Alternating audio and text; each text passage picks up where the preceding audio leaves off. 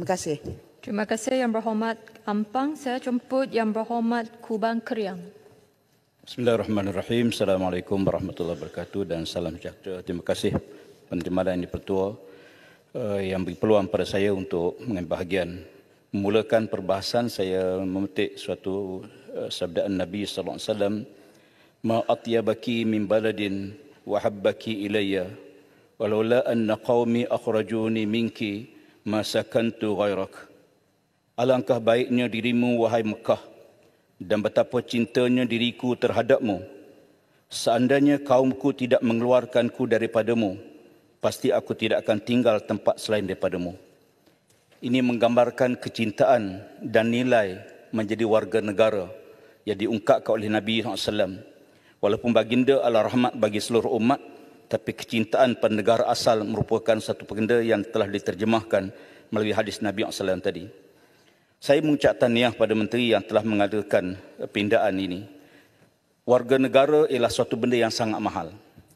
Karena itu kita mengucap tahniah pada Majlis Raja-Raja, kerana sebarang pindaan yang melibatkan kewarganegaraan mesti mendapat kelulusan kebenaran Majlis Raja-Raja. Ini salah satu di antara mekanisme kawalan supaya nilai harga yang mahal ini tidak diseleweng oleh mana-mana pihak. Kita menyedari betapa adanya pelbagai penyelewengan yang berlaku mutakhir ini. Ada pemalsuan kad pengenalan, pemalsuan surat beranak dan sebagainya. Saya lihat bahawa perkara ini perlu dilihat secara menyeluruh. Bukan saja mengambil tindakan, tapi undang-undang terhadap mereka yang melakukan pemalsuan itu mesti diambil tindakan yang lebih tegas. Undang-undang yang ada saya fikir tidak mencukupi. Dengan 7 tahun maksima penjara, 20,000 denda, saya fikir ini bukan nilai warga negara. Mereka yang melakukan pengkhianatan mesti dihukum dengan lebih tegas. Sama ada penjara seumur hidup, ada pihak sampai mencadangkan digugurkan keraiyatannya. Tapi saya fikir banyak perkara yang harus dilihat dalam konteks ini. Sebagai contoh, cuma saya duk tanya masih tertanya, kenapa waktu Suruhanjaya menggubal perlembagaan negara kita, dalam perkara B, tentang kenapa hanya diiktiraf bila laki-laki kahwin dengan warga asing, anak diiktiraf warga negara. Tapi kenapa bila wanita tidak diiktiraf? Saya masih bertanya, kenapa waktu itu Suruhanjaya tak fikir ke bahawa ini sangat tidak adil? Ya. Tapi kenapa itu bentuk perlembagaan kita yang ada? Kenapa pada waktu digubal mereka tak fikir kalau wanita warga negara, kenapa anak tidak diiktiraf sebagai warga negara? Jadi ini perkara yang kita kena tengok. Mungkin ada kena buka balik sejarah. Kenapa hanya laki-laki dan tidak wanita? Saya menyokong kedua-duanya, ada soal keadilan kepada rakyat kita, sama ada wanita atau suami ataupun ibu. Saya ingin juga menarik perhatian kepada beberapa isu tentang kualiti menjadi warga negara. Bila kita sebut nilai warga negara ini mahal, saya menyokong tentang perlunya peningkatan kepahaman bahasa Melayu, lagu kebangsaan dan sebagainya, menghormati nilai budaya. Dan saya menyokong Ustaz soal sepatutnya tidak ada lagi penggunaan bahasa asing dalam urusan rasmi negara, surat menyurat, ya, dokumen-dokumen penting. Bahkan satu masa dulu waktu kita mengadakan perjanjian dengan Inggeris pun, ya, untuk makluman, perjanjian tersebut termasuk perjanjian Pangkor ditulis dalam tulisan Jawi. Ya, bukan Rumi, tulisan Jawi. Hari ini tulisan Jawi dah hilang. Dan kita akan hilang penguatkuasaan bahasa kalau sekiranya tidak diberi penekanan.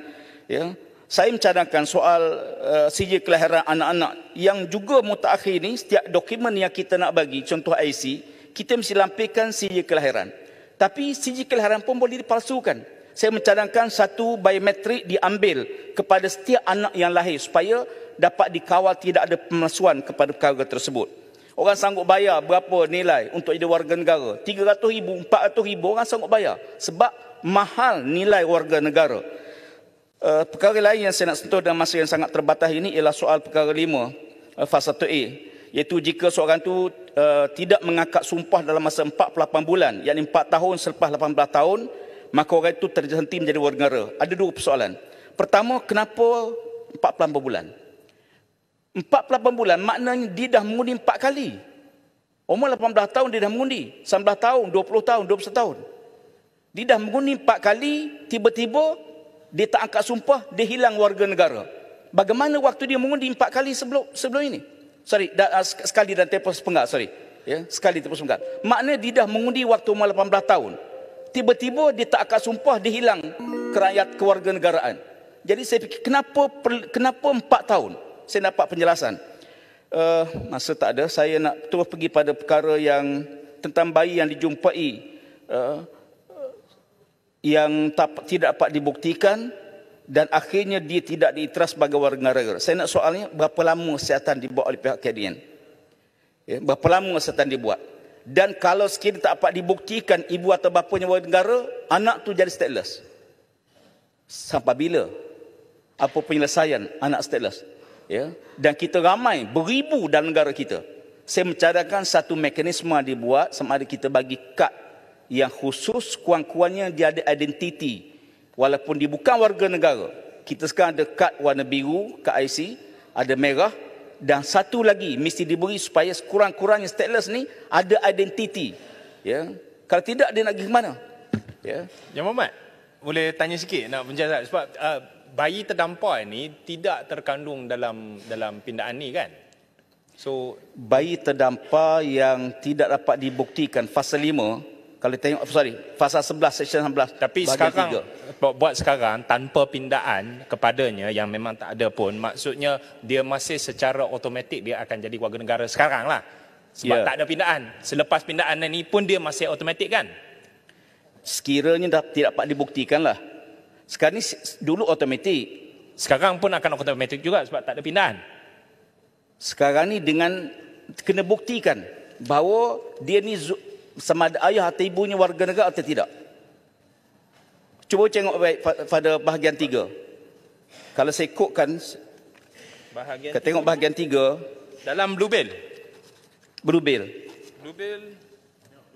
Tak apalah, soalnya ialah isu stateless. Bahagian 3 tu berkenaan dengan 21 bayi dijumpai tahun ditinggalkan tanpa perlindungan di mana-mana tempat hendaklah dianggap sekiranya dibuktikan sebaliknya ibunya warga negara, barulah dia dianggap itu. Itu. Jadi maksudnya sekiranya tak dapat dibuktikan dia tak bukan warga negara. Jadi sekarang bila jumpa, dulu dia automatik. Tak apa yang bermakna, saya cuma tak jumpa dalam Blue Bill. Maaf tapi saya kekal dengan pendirian saya lah. Persoalan saya. Tak apa. Soalan tu sepatutnya jawab tanya menteri lah. Jadi pada masa tak mengizinkan, saya fikir saya sampai situ saja. Terima kasih dan saya menyokong sepenuhnya.